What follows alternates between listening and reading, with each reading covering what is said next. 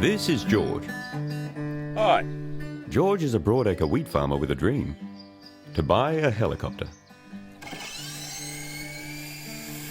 But that dream depends on getting the most out of this season's crop, so George is considering how much fertiliser to use.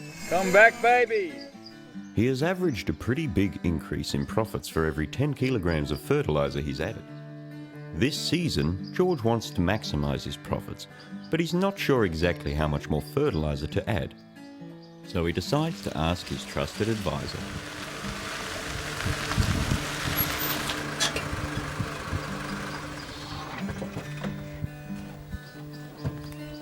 This is Tom. Hi, Tom. How you going? Not bad. Tom's used to advising farmers on the best use of fertiliser, and he takes a look at George's figures. George has negotiated a good price on fertiliser this season, and he's got a plan. May as well double the fertiliser this year. I'm going to try 80 kilos. Should make a nice profit. George has been trialling fertiliser rates on his farm over the last few seasons, increasing by 10 kilograms per hectare each time and keeping an eye on improvements in his yield and profits. The first 10 kilos produced a profit of $20,000. 20 kilos per hectare doubled his profits, increasing them by another $20,000. 30 kilos increased profits by another $15,000. And at 40 kilos per hectare, profits had increased by another $10,000. These changes are called marginal changes. George reckons he'll see a pretty even rise in profits the more fertiliser he adds.